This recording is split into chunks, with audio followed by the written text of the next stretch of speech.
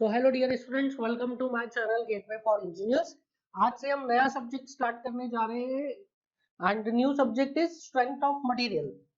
So today we are going to start the new subject is strength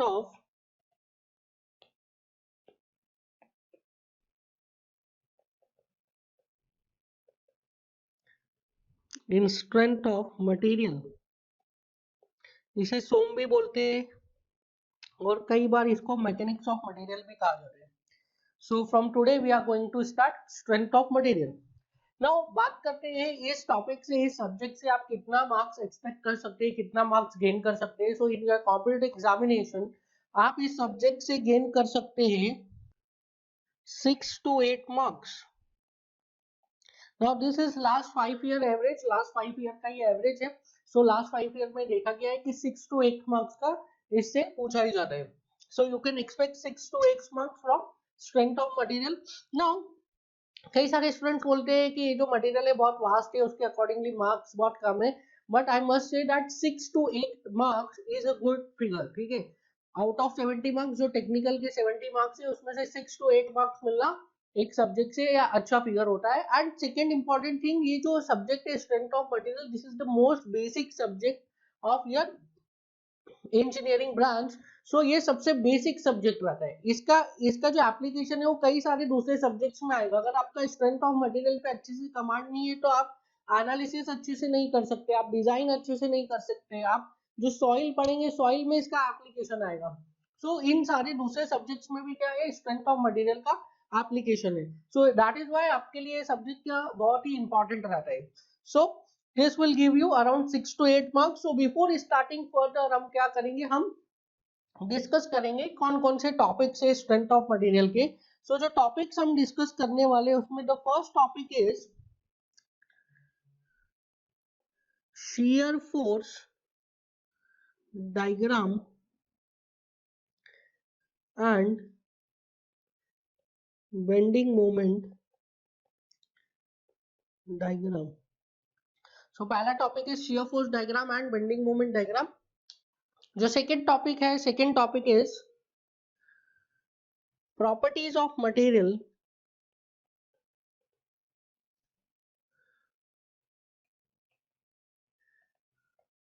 and इसके साथ में हम पढ़ेंगे नॉर्मल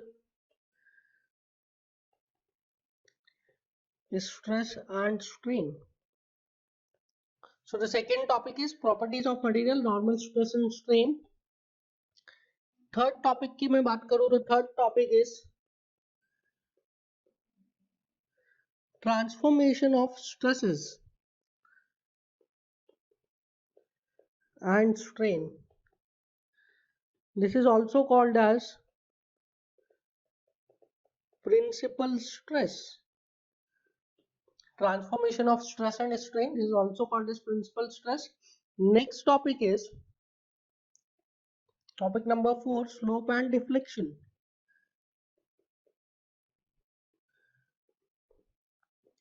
स्लोप एंड डिफ्लेक्शन के बाद हम पढ़ेंगे torsion of shaft.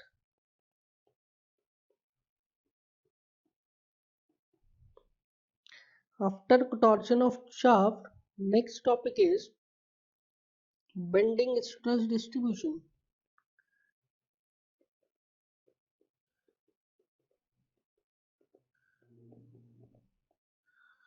Next is shear stress distribution।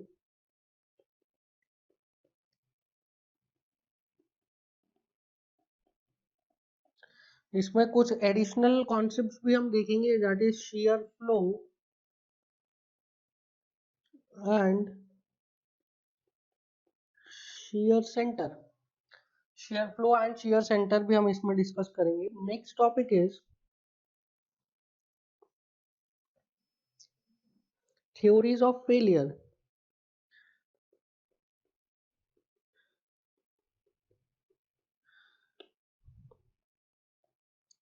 Next is columns। So these are the topic जिसमें हम क्या करेंगे, हमारा स्ट्रेंथ ऑफ मटेरियल सब्जेक्ट को फिनिश करेंगे। So these are the topic that are in your syllabus. Now इसमें से अगर मैं इंपॉर्टेंट टॉपिक्स की बात करूं जिससे कि रिपीटेटिवली क्वेश्चंस पूछे जा रहे हैं, that is most probable topic. So most probable topics are shear force, that is your shear force diagram, bending moment diagram, properties of material, normal, stress and strain, transformation is again important topic, slope and deflection is an important topic, and bending stress distribution is an important topic. So these are the 5 topics. अगर आप इनको अच्छे से कर लेते तो आप maximum questions जो है वो एग्जाम में बना ले जाएंगे. जो पिछले कुछ साल का ट्रेंड है मैं वो बता रहा हूँ. ऐसा जरूरी नहीं है कि ये हो सकता है कि इन इंपॉर्टेंट टॉपिक से क्वेश्चन नहीं भी आए, बट जो पिछले एग्जाम का ट्रेंड हमने देखा है उसको स्टडी किया, उसके accordingly these 5 topics are the most probable topics और इनसे क्वेश्चंस आने की प्रोबेबिलिटी बहुत ज्यादा है. नाउ अब ये जो इसमें ट्रांसफॉर्मेशन ऑफ स्ट्रेस दिया है, this topic transformation of stress, ये this was not previously mention, but इस अभी जो गेट का सिलेबस चेंज हुआ है उसमें ये मेंशन किया गया है. Now second topic is slope and deflection. This is not mentioned, this is not mentioned in your syllabus, but again this is a very important topic और इससे continuously questions पूछे जा रहे हैं. although this topic slope and deflection is not mentioned in the syllabus, but हमें इसकी अच्छे से तैयारी करनी है, इस पे अच्छे से हमारा होल्ड होना चाहिए. So these are the topics. Now after topics we'll move on to the reference book. So यहाँ पर हम पढ़ेंगे जो भी that our notes are sufficiently enough जिससे कि आप अच्छे से स्कोर कर सकते हैं, सब्जेक्ट को अच्छे से ग्रास्प कर सकते हैं. बट उसके बाद भी कुछ स्टूडेंट्स का हमेशा यही रहता है कि सर रेफरेंस बुक कौन सी यूज करनी है. सो उन स्टूडेंट्स के लिए मैं आपको बता देता हूँ, या फिर कभी आपको कुछ डाउट्स आते हैं, कुछ आपको और फर्दर डीप में पढ़ने की इच्छा है, so you can refer. So if I talk about reference book, so books में you can refer Mechanics of Material by Gere and Timoshenko.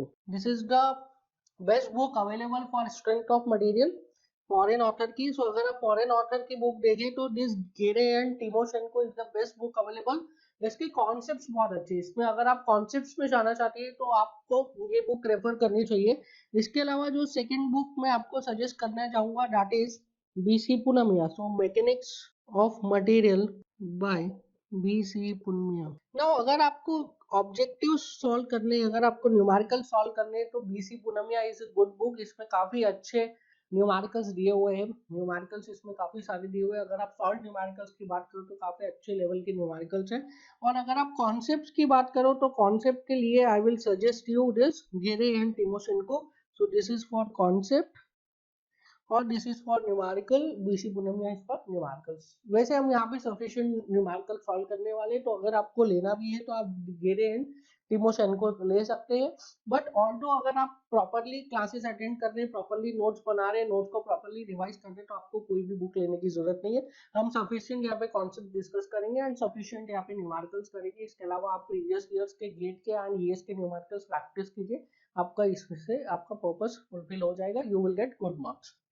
Now we will move on to the subject strength of material. Now moving on to the subject strength of material, हम पहले discuss करेंगे कि what is strength of material और इसका थोड़ा सा basics discuss करेंगे. So जो strength of material सब्जेक्ट है, this is a part of what? This is a part of mechanics. So if I write mechanics, so mechanics को हम दो पार्ट्स में डिवाइड कर सकते हैं. The first part is mechanics of rigid body and the second part is mechanics of solid body. So mechanics को मोटा मोटा दो पार्ट्स में डिवाइड किया जा सकता है. one is mechanics of rigid body and one is mechanics of solid body. Now we will try to understand what is this mechanics of rigid body and mechanics of solid body. Now इसको समझने के लिए please try to understand this. Now I am considering a plane. So this is a frictionless plane. So this is a frictionless plane. Now over this plane I am placing a body. So this is a body and I am applying a force F on this body. So this is a frictionless surface. So this is a frictionless surface के ऊपर एक body रखा है and इस body के ऊपर हमने क्या किया, force लगाया. Now similarly again I am placing a body on a frictionless surface. So this is a body on the frictionless surface and again I have applied here a force F, but in this fashion. So this is a frictionless surface. Now देखिए, in the first case can you say the net force in the body sigma F is not equals to 0. whereas in the second case the net force on the body is equals to 0.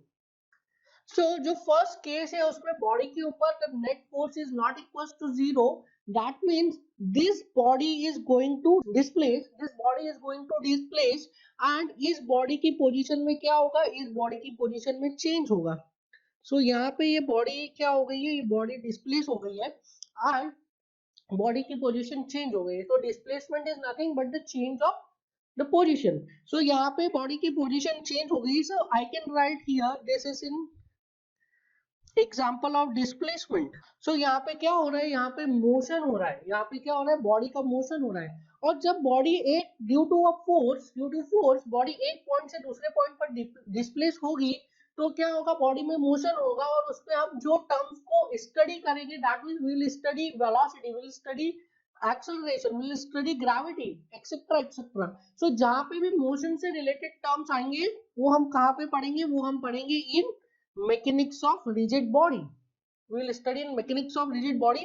This is also called as dynamics. Now अब second case में देखिए. Now in the second case क्या हो रहा है, the body पे जो net force है, net force on the body is 0. But अगर आप बोलेंगे what is the compressive force on body, so the compressive force on the body is F. So now due to this compressive force इस body में क्या होगा, इस body में deformations आएंगे. सो इस बॉडी की लेंथ जो है वो रिड्यूस होगी एंड ऑब्वियसली लेंथ रिड्यूस होगी तो other dimensions are going to be increase, that is depth and width will be going to be increase. So due to this forces F यहाँ पे क्या हुआ, बॉडी में deformations आए. So I can say this example is an example of what, this example is an example of deformation. So in the first case क्या हुआ है, body में डिस्प्लेसमेंट्स आए हैं and in the second case body में क्या हुआ है, बॉडी में डिफॉर्मेशंस आए, बॉडी में कोई डिस्प्लेसमेंट्स नहीं आए. That is why this is called as what, this is called as statics. This is called as statics. So mechanics of rigid body को हम क्या बोलते हैं, डायनामिक्स बोलते हैं. उसमें क्या स्टडी करते हैं, उसमें हम स्टडी करते हैं बॉडी के displacement parameter such as velocity, such as acceleration, gravity etcetera etcetera. और जो मैकेनिक्स ऑफ सॉलिड बॉडी है उसमें क्या है, उसमें बॉडी में डिस्प्लेसमेंट नहीं हो रहा है, उसमें बॉडी में क्या हो रहा है, उसमें बॉडी में डिफॉर्मेशन हो रहा है. तो यहाँ पे हम क्या स्टडी करेंगे, यहाँ पे हम स्टडी करेंगे बॉडी के डिफॉर्मेशन. सो जो मैकेनिक्स ऑफ रिजिड बॉडी है और यू कैन से डायनामिक्स है, उसमें क्या है, उसमें the summation of force is not equals to 0 और you can say net force on the system is not equals to 0. whereas in the mechanics of solid body क्या है, net force on the system is equals to what, is equals to 0. now इसमें अगर मैं एक और example लूं, so I am taking one more example.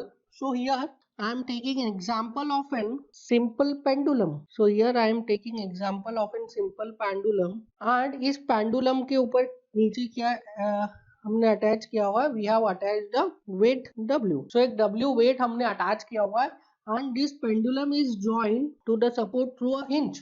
एक hinge support से इस pendulum को join किया हुआ है and I am applying a moment M. Now इस moment M की वजह से क्या होगा, इस moment M की वजह से again यहाँ पे क्या होगा, इस pendulum में this pendulum is going to be displaced, but इस time पे जो displacement होगा that displacement is will be an angular displacement like this. So यहाँ पे क्या हुआ है, ये जो पेंडुलम है, जो बॉडी है, this body is going to be displaced and यहाँ पे जो displacement हुआ है वो क्या हुआ है, angular displacement. किसकी वजह से हुआ है, due to M. So यहाँ पे अगर मैं analyze करूँ, so can I write net moment on the system or on the body is not equals to 0. यहाँ पे net moment is not equals to 0 and net moment 0 नहीं है तो उसकी वजह से क्या हो रहा है, this body is going to be displaced. So this is a case of again displacement. Although इसके पहले वाले केस में क्या हो रहा था, यहाँ पे क्या हो रहा था, यहाँ पे this body is linearly displaced whereas here the body is angularly displaced. So यहाँ पे क्या हो रहा है, बॉडी में angular displacement आ गई. Similarly अगर मैं मैकेनिक्स ऑफ सॉलिड बॉडी में देखूं, so I am considering a beam. So this is a cantilever beam and this beam is subjected to a moment M. ठीक है, this beam is subjected to a moment M. So आप बताइए in this case what is the net moment on the system. So net moment on the system क्या होगा, यहाँ पे net moment on the system will be zero. क्यों zero होगा? Because ये जो यहाँ पे आपका फिक्स सपोर्ट है, this fix support is going to apply a reaction moment. So यहाँ पे फिक्स सपोर्ट से क्या होगा? एक रिएक्शन मोमेंट मिलेगा सिस्टम को, एंड सिस्टम में क्या होगा? This reaction moment will be equal and opposite of the external moment. So ये जो एक्सटर्नल मोमेंट लगा है, इस एक्सटर्नल मोमेंट का इक्वल एंड ऑपोजिट मोमेंट क्या होगा?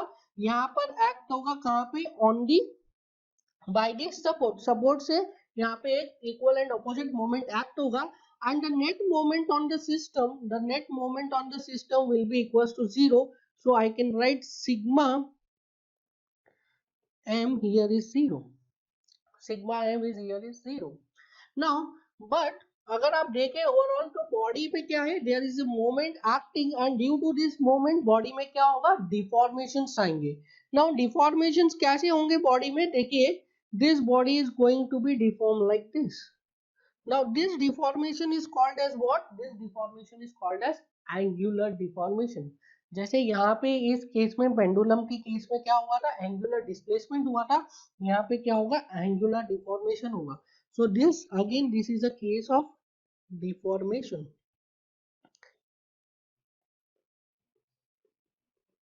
So if I talk, अगर मैं conclusion की बात करूं, अगर कंक्लूजन की हम बात करें, mechanics of rigid body that is dynamics पे क्या हो रहा है? डायनामिक्स में the net force on the system is not equal to 0, whereas in mechanics of solid body that is statics में क्या हो रहा है? the net force on the system is 0. Mechanics of rigid body में क्या हो रहा है? डायनामिक्स में क्या हो रहा है? the body is going to be displaced, whereas in mechanics of solid body that is statics में क्या हो रहा है? body is not going to be displaced, body में क्या हो रहा है? deformations हो रहा है। now आप थोड़ा सा displacement और deformations के बीच में difference समझते हैं। displacement का मतलब क्या होता है? change of position from one point to another point। क्या हो रहा है उसमें? body as a whole is moving from one point to another point। body का जो position है वो एक point से दूसरे point पर चेंज हो रहा है और body as a whole move कर रही है। बट डिफॉर्मेशंस में क्या हो रहा है? डिफॉर्मेशंस में द वैल्यू ऑफ मूवमेंट और the quantity of movement is very very very very very small, and these are generally जो हम पढ़ते हैं, दीज आर इलास्टिक डिफॉर्मेशन। वो प्लास्टिक भी हो सकते हैं, बट जनरली क्या होते हैं? इलास्टिक डिफॉर्मेशन होते हैं, and these are very very very small, जो हम यहाँ पे पढ़ेंगे मैकेनिक्स ऑफ सॉलिड बॉडी में। सो डिफॉर्मेशंस में क्या हो रहा है कि शेप चेंज हो रहा है बॉडी का, जो बॉडी है उसका शेप चेंज हो रहा है, whereas in displacement body का शेप में कोई चेंज नहीं हो रहा है, बॉडी की पोजीशन में चेंज हो रहा है। सो इन डिफॉर्मेशन बॉडी का शेप चेंज होगा, whereas in displacement body की पोजीशन चेंज होगी। Now there is one more thing that is, अब यहाँ पे हम देखते हैं कि सॉलिड और इसमें क्या डिफरेंस है। Now this I have written solid, here I have written solid, and here I have written rigid. Now solid और रिजिड में देखिए क्या डिफरेंस है। बहुत ही माइन्यूट सा डिफरेंस होता है सॉलिड एंड रिजिड में, अगर आप वर्डिंग्स में देखें तो। But here in mechanics solids and rigid में बहुत मेजर डिफरेंस है। Now solid is a body which can deform. ठीक है, सॉलिड वो बॉडी होता है जो बॉडी डिफॉर्म हो सकता है by the application of a load. जब आप उस पर लोड लगाओगे तो क्या होगा? वो डिफॉर्म होगा। क्यों? क्योंकि सॉलिड बॉडी की जो स्ट्रेंथ है that is a finite strength, उसकी इनफाइनाइट स्ट्रेंथ नहीं है। whereas rigid body is a body which cannot be deformed, वो डिफॉर्म हो ही नहीं सकती है, उसके जो शेप है, उसके जो डायमेंशंस है वो कभी चेंज नहीं हो सकती। सो रिजिड बॉडी कौन सी बॉडी? रिजिड बॉडी वो बॉडी होती है जिसकी स्ट्रेंथ इनफाइनाइट होती है और इनफाइनाइट लोड पर ही वो डिफॉर्म होगा आइडियली। सो देयर इज, ये पॉसिबल नहीं है कि हम रिजिड बॉडी के डायमेंशंस को, रिजिड बॉडी के शेप को चेंज कर सकते हैं। वेयर एज जो सॉलिड बॉडी है इट कैन डिफॉर्म, वो उसकी जो स्ट्रेंथ होती है वो फाइनाइट स्ट्रेंथ होती है और उसका शेप चेंज हो सकता है। So in our strength of material, जो हम स्ट्रेंथ ऑफ मटेरियल बोल रहे हैं, this strength of material is nothing but this part of mechanics, that is this part. Mechanics of solid body is nothing but strength of material. So strength of material में हम क्या पढ़ने वाले हैं? Strength of material में हम पढ़ने वाले हैं deformation of a body under net load is zero. When the net load is zero on the body, तो बॉडी में क्या डिफॉर्मेशंस हो रहे हैं। सो इसको मैं कंक्लूड करता हूं कि क्या है, कि if the net force on the body is not equal to zero, तो बॉडी में क्या हो रहा है, बॉडी में डिस्प्लेसमेंट्स आ रही है। And if the net force on the body is equal to zero, तो बॉडी में क्या हो रहा है, बॉडी में डिफॉर्मेशंस आ रहे हैं। नाउ हमारा जो स्ट्रेंथ ऑफ मटेरियल में हम पढ़ने जा रहे हैं, स्ट्रेंथ ऑफ मटेरियल में हम यही पढ़ने जा रहे हैं, we are going to study deformations on the body when the net force on the system is equal to zero. अगर नेट फोर्स सिस्टम पर जीरो है तो हम उसको क्या बोलते हैं, द बॉडी और the system is in state of static equilibrium. So strength of material में हम क्या पढ़ने वाले, स्ट्रेंथ ऑफ मटेरियल में हम डिफॉर्मेशन पढ़ने वाले, मटेरियल्स का डिफॉर्मेशन पढ़ने वाले बॉडी का, when the net force on the system is zero, और you can see when the body is in static equilibrium.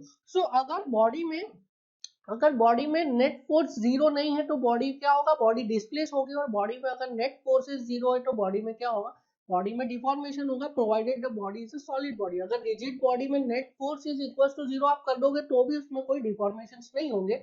अगर बॉडी सॉलिड बॉडी है और उसमें net force is equal to zero है तो उसमें क्या होगा, डिफॉर्मेशन होगी। और इन्हीं डिफॉर्मेशन को हम पढ़ने वाले हैं, that is when the net force on the system is zero, that means the body is in condition of static equilibrium. So static equilibrium की अगर हम बात करें तो in 2D the static equilibrium के लिए there are three conditions, that is the summation of vertical forces is equals to zero, summation of horizontal forces is equals to zero, and summation of moment is equals. So these are the three condition of static equilibrium. So this I will write condition of static equilibrium, and this is what hidden condition of सोम का भी यही condition है, strength of material का भी यही condition है, that the body is in state of what, state of static equilibrium. Now there is one more example जो आपको समझना चाहिए. Suppose again I am considering a frictionless surface, so this is a frictionless surface, and on this frictionless surface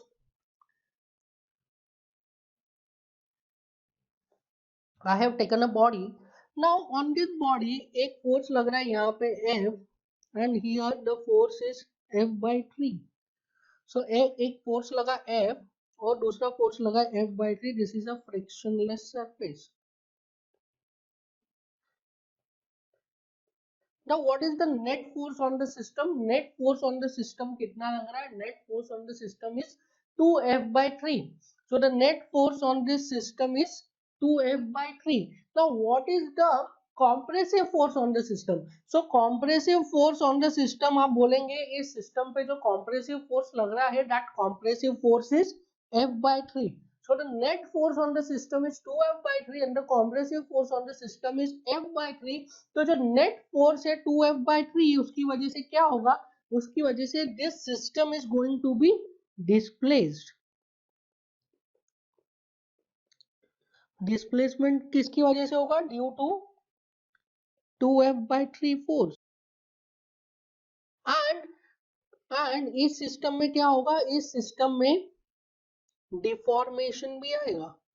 if the body is solid, so इस system में क्या आएगा, deformation भी आएगा due to F by 3 force. So 2F by 3 जो net force लग रहा है उसकी वजह से क्या होगा, इस बॉडी में डिस्प्लेसमेंट आएगा, मतलब वेलोसिटी आएगा, मतलब एक्सेलरेशन आएगा. और जो F by 3 कॉम्प्रेसिव फोर्स लग रहा है उसकी वजह से क्या होगा, इस बॉडी में डिफॉर्मेशन आएंगे. नाउ अब ये जो है ये सोम का पार्ट है या नहीं है, तो मैं ये बता दूं आपको, जहां पे भी डिस्प्लेसमेंट आएगा वो सोम का पार्ट नहीं है, वो स्ट्रेंथ ऑफ मटेरियल का पार्ट नहीं है. So this is not a part of strength of material, not a part of SOM.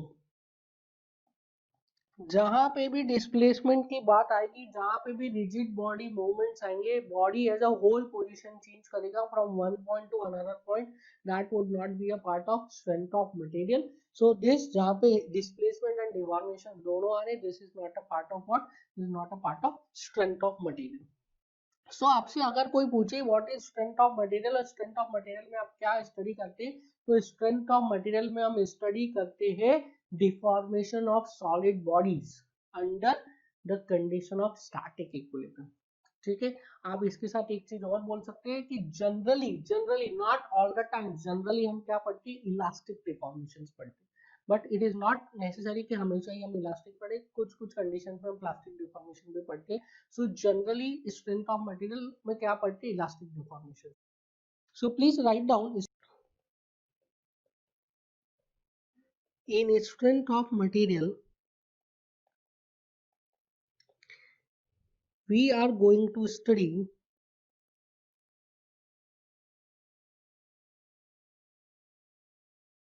deformations, bracket में लिखिए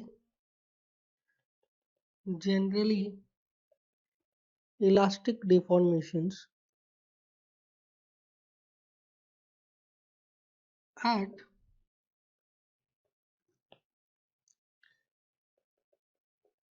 condition of static equilibrium, that is summation of force in vertical direction is 0, summation of force in horizontal direction is 0, and summation of moment is 0. This is for 2D. अगर 2 dimensional condition ले रहे हैं तो उसके लिए कितनी conditions होगी, static equilibrium की 3 कंडीशंस होगी. अगर 3D लेते हैं तो number of conditions will be more. So since we are going to talk about deformation, since we are going to analyze about, study about deformation, so we will discuss about causes of deformation. So in static there are basically 4 causes of deformation. So we will discuss about causes of deformations. So the first cause of deformation is axial force. First cause of deformation is axial force. Second cause of deformation is transverse force. So अगला जो हो सकता है वो है axial couple, and the next may be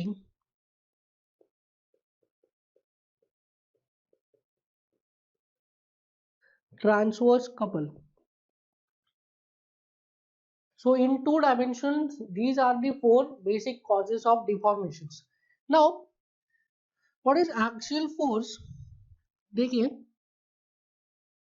if I talk about axial force, so मैं axis को define कर देता हूँ.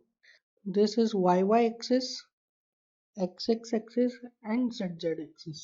So रेफरेंस एक्सिस को डिफाइन करने के बाद हम फोर्सेस को डिफरेंशिएट करेंगे in terms of axial force and transverse force. But उससे पहले आपको एक्सिस और रेफरेंसेस समझने की जरूरत है कि लॉन्गिट्यूडनल एक्सिस क्या होता है, ट्रांसवर्स एक्सिस क्या होता है. तो आपको सबसे पहले ये समझने की जरूरत है what is longitudinal axis and what is transverse axis किसी भी बॉडी के रिस्पेक्ट में. सो लॉन्गिट्यूडनल एक्सिस या ट्रांसवर्स एक्सिस को डिफाइन करने से पहले हमें एक चीज को डिफाइन करना पड़ता है, that is called as reference plane. So reference plane, हम अगर किसी भी प्लेन को रेफरेंस प्लेन बोलते हैं तो उस रेफरेंस प्लेन के परपेंडिकुलर जो एक्सिस होता है उस एक्सिस को हम क्या बोलेंगे, उस एक्सिस को हम बोलेंगे लॉन्गिट्यूडनल एक्सिस. और उस प्लेन, उसके इन प्लेन मतलब उस प्लेन के पैरेलल जो एक्सिस होती है उन एक्सिस को हम क्या बोलेंगे, उन एक्सिस को हम बोलेंगे ट्रांसवर्स एक्सिस. नाउ सपोज ये एक बॉडी मैंने डिफाइन किया है एंड इस बॉडी में मैं एक प्लेन को रेफरेंस प्लेन डिफाइन कर रहा हूँ. Suppose this plane I have defined as a reference plane. So ये कौन सा प्लेन है, this is cross sectional plane. And इस क्रॉस सेक्शनल प्लेन को मैं क्या बोल रहा हूँ, रेफरेंस प्लेन बोल रहा हूँ. जनरली जो स्ट्रेंथ ऑफ मटेरियल पूरा का पूरा सब्जेक्ट है उसमें हम क्रॉस सेक्शनल प्लेन को ही क्या लेकर चलेंगे, क्रॉस सेक्शनल प्लेन को ही हम रेफरेंस प्लेन लेके चलेंगे. सो ऑन दिस, ये जो हेड वाला पोर्शन है, हेड वाला प्लेन है, इस प्लेन को मैं क्या बोल रहा हूँ, इस प्लेन को मैं बोल रहा हूँ रेफरेंस प्लेन. सो इस प्लेन से जो एक्सिस निकलेगी, that axis will be what, that axis will be our reference axis. So this axis is the reference axis, or you can say this will be longitudinal axis. So this is longitudinal axis. And इस plane के parallel जो दो axis होगी, so this axis is parallel to this plane and this axis is also parallel to this plane, so these will be transverse axis.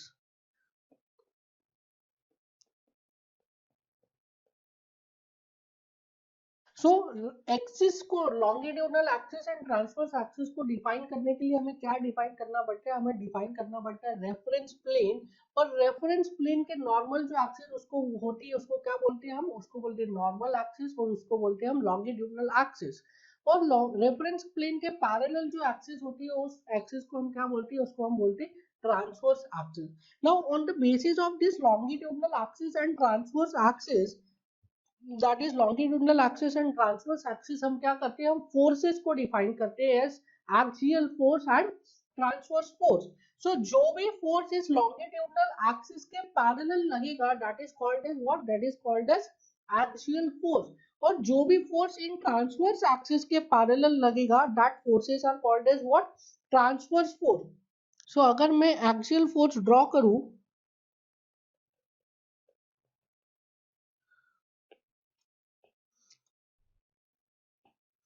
so again if I am drawing a body like this and this body is subjected to a force like this force is F. So the F force जो लग रहा है body के ऊपर, that F force is nothing but a longitudinal force or you can say axial force. So this F in this case is axial force. Now अब इस case में जो लग रहा है एफ फोर्स वो कहां पे लग रहा है, on the centroidal axis. So this is called as centroidal axial force और you can see centroidal longitudinal force. Now the second type of force is transverse force. So if I again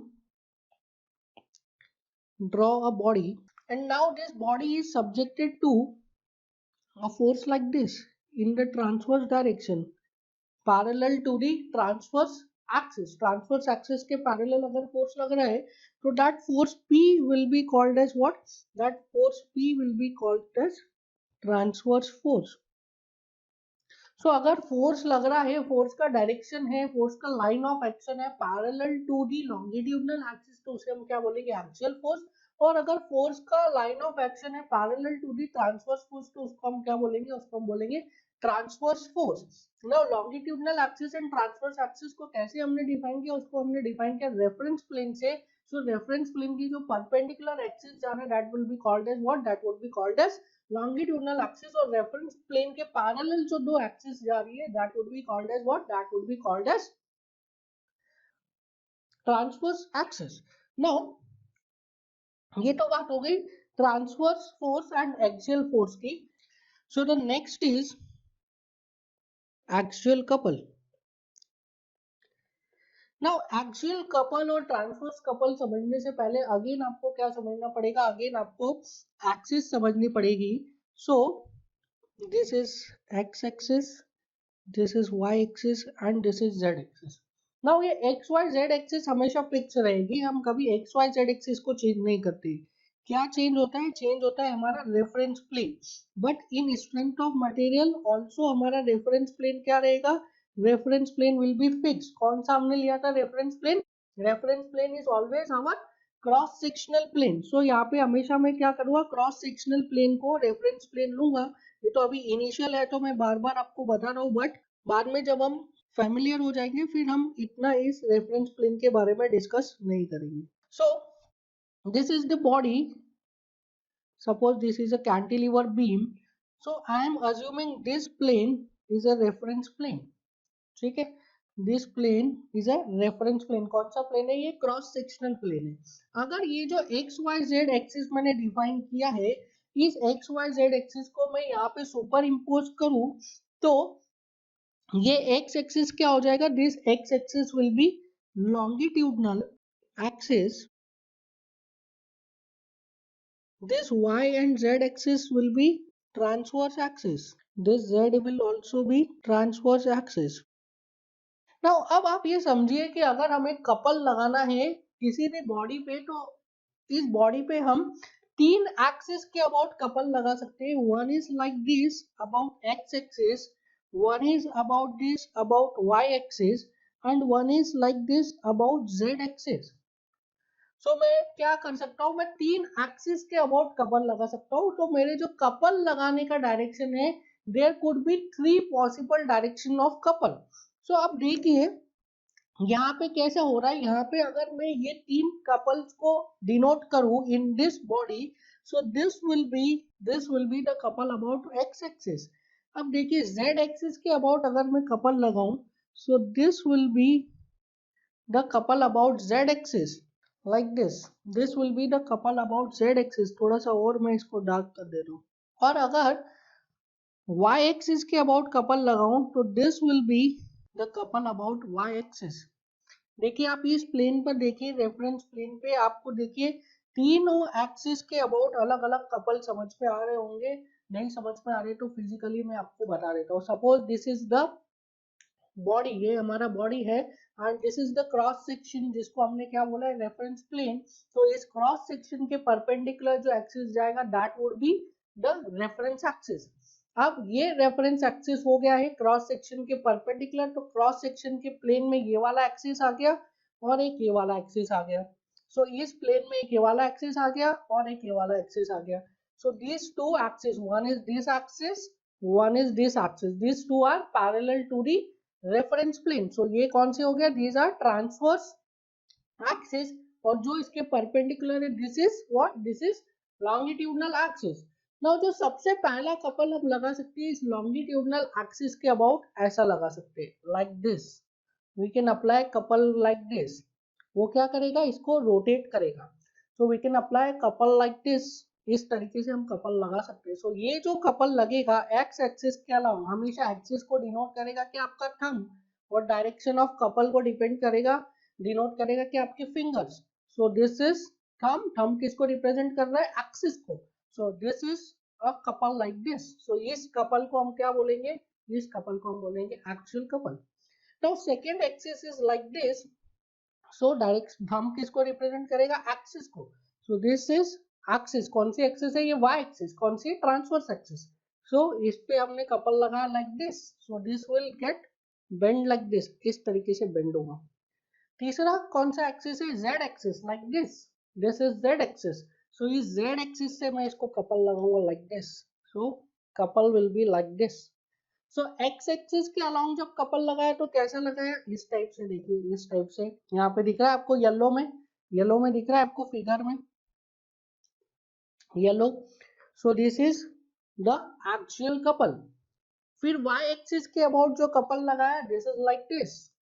ये y axis है और ये couple है. आप देखिए figure में कैसा कौन सी कलर से दिख रहा है आपको, पिंक कलर से दिख रहा है. हियर पिंक कलर से दिख रहा है.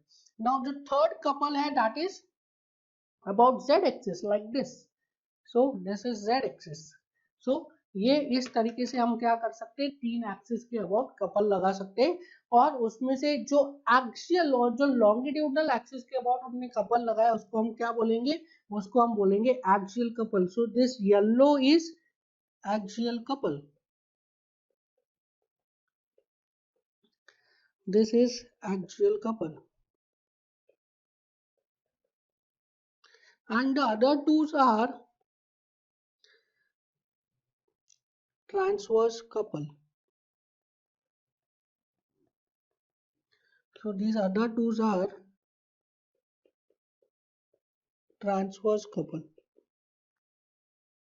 नाउ देखिए जो एक्सियल कपल है, वो एक्सियल कपल क्या करने की कोशिश कर रहा है, this axial couple is trying to twist.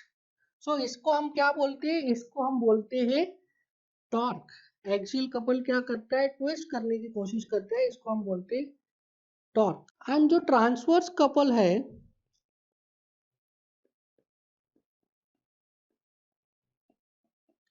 Transverse couple क्या करने की कोशिश करते हैं, ट्रांसवर्स कपल बेंड करने की कोशिश करते हैं. देखिए यहाँ पे देखिए. So this transverse couple tries to bend this in this fashion. So इसको हम क्या बोलते हैं, moment. So this transverse couple is called as moment. ठीक है, तो एक्सियल कपल को क्या बोला जाता है, टॉर्क बोला जाता है. उसका क्या इफेक्ट होता है, ट्विस्टिंग. और ट्रांसवर्स कपल को क्या बोला जाता है, मोमेंट बोला जाता है. उसका क्या इफेक्ट होता है, bending. So transverse couple tries to bend and axial couple tries to twist. Moreover अगर हम फोर्सेस और कपल को बात करें तो फोर्स क्या करना चाह रहा है, फोर्स डिस्प्लेस करना चाह रहा है बॉडी को, बॉडी में लीनियर डिस्प्लेसमेंट लाना चाह रहा है. और कपल क्या करना चाह रहा है, कपल बॉडी में एंगुलर डिस्प्लेसमेंट लाना चाह रहा है. सो if I right a note here, so force is a physical quantity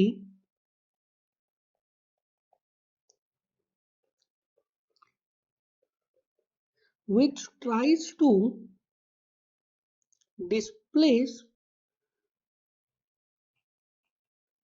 displace the body linearly, and couple is a physical quantity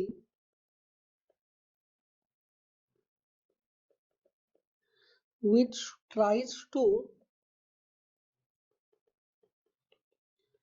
displace the body angularly.